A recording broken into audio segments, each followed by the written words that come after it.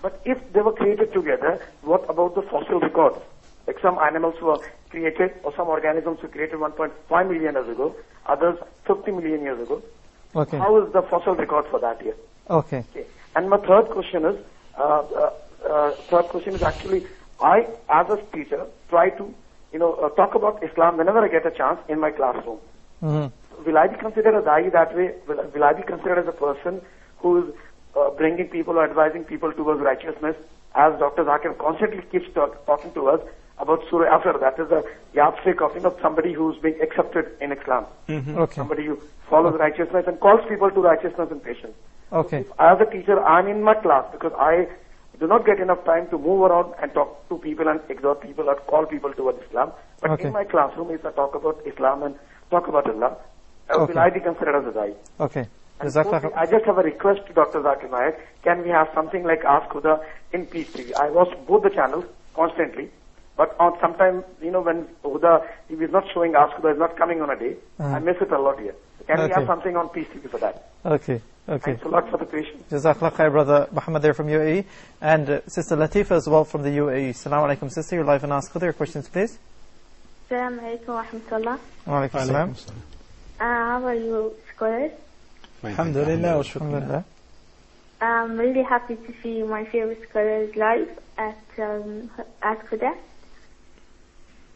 And related to the topic, I wanted to ask Muhammad Salah a question. Okay. When the saying of the Prophet ﷺ, اختلاف أمتي رحمة. And is it authentic or no? Okay. And my mother would like to have the numbers of the scholars. Okay. Jazakallah khair, Sister Latifa. I'll ask the director as well to put the calls on hold because we're closing up here on Ask Huda. Care to comment on Dr. Salah's comment? As Sheikh Salah rightly said, that there are different opinions as far as the niqab is fard or not, and I do agree with him totally. There are different opinions, and I do agree with him, as he said earlier, the most of the fuqahas, they say that it is not fard, but it is mustaba recommended. But there are quite a few scholars, or quite few but large in numbers. Few doesn't mean few, but the number they are large, who do say that wearing niqab is fard. And each of these two group of scholars have given their reasoning. And as a person, as a Muslim, we analyze the reasoning. And what we feel is more close to Quran Sunnah, we give the word. And as Sheikh Salah, he feels that wearing the niqab fard is the more appropriate based on Quran and Sunnah. And when I read the reasoning of both these group of scholars, I agree with Sheikh Nasruddin Albani. Not because he's Sheikh Nasruddin Albani, his reasoning. And in his book, he has given more than 20 reasons why niqab is not fard.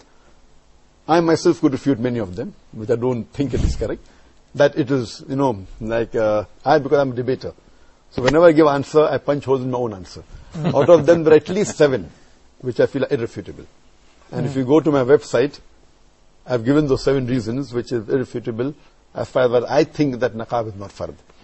And I being a debater, their own debate with Sheikh Muhammad Salah, mashallah, great Sheikh, alhamdulillah, I've gained great knowledge. But what I do is that whatever reasoning the other group of scholars have given, I use that in my favor. Okay. And out of that, I think 2 reasoning which Sheikh Salah said. He said that while in ihram, in Umrah, or when you go for Hajj, it is a lady who's in ihram, her face should not be covered. So he said that normally, if it's not covered, so the contrary is fard. His reasoning, which I disagree. If that's the case, if it is haram to cover the face, it becomes fard, then many things which is haram should become fard otherwise. In which I can give 100 things, in which it is haram and it is not fard otherwise. Okay. Many things. Okay. Many. You can give umpteen number of things. What I say, many things which are mubah and many things which are mustahab, they become haram. For example, shaving, for example, clipping the nails. Mustahab. It becomes haram during that state of ihram. Many things. So many things which are mustahab become haram. There's not a single thing which is fard which becomes haram. SubhanAllah. If that's the case, offering salah is fard, then becomes haram during normal life? No. So in logic, this itself defeats the purpose. He's basically answering Logic. the third party. Therefore I'm saying, but this again, I never go my answer based on logic. But logic, Allah has given that brain to me, mashallah. This is not the reason why it is not fard. But logic, Allah has given me the brain. Any logical thing I can counter argue. Therefore, logic is not number one in Islam. Number one is Quran, then is Sahih Hadith. Logic is third. So this is not the reason. But the reasoning what the other people are giving, most of the scholars who say that niqab is fard is on logic. It is not on Sahih Hadith. No. Because for anything to be fard, it should be either proven from the Quran or from the statement of the Prophet. If it's a derived thing, fine, there can be various derived things, which also can be fard, but unless you have solid proof, you can't say anything is fard or haram. So most of the scholars who say niqab is fard, it is derived.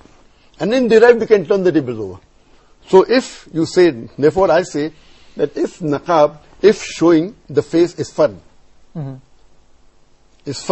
normal time, it cannot be haram. Okay. Fine? That's one point. Second point, which I can go on each every point. Why I say it is not for the... Second, he says that beauty is in the face. I do agree with him, but not 100%. 90%? No. I'll tell you what. I'll tell you statistics. Again, this is not the reason. You can't give your logic because face is most beautiful, therefore face should be covered. This is our human logic. Allah's commandment is far superior to human logic. Because the most important part of face is the eyes. The eyes. And the eyes are seen. Eyes can be seen. Again, it's defeat knowledge. Again, just to tell you, according to this scientific research, when a man looks at a woman, 68% they first look at the bosom. It's a recent research that came. 68%? 8% they initially look at the bosom, at the chest, not at the face. SubhanAllah. Fine? So that is the reason Allah says in the Quran that covered the veil over the bosom. The scientific research. Anyway, just because our logic says, I'm not saying that's the reason niqab is not fard. The reason I give is based on the hadith of Muhammad Sallallahu Alaihi Wasallam, that Muhammad Sallallahu Alaihi Wasallam said, it's a hadith of Abu Dawud in the book of Salah, that when a lady reaches puberty and she offers Salah, her complete body should be covered except the face and the hand of the wrist. And the same word that is used for the veil in Surah Nur, chapter number 24, verse number 31, is used in the hadith. Same word. Okay. Jilbab, khimar.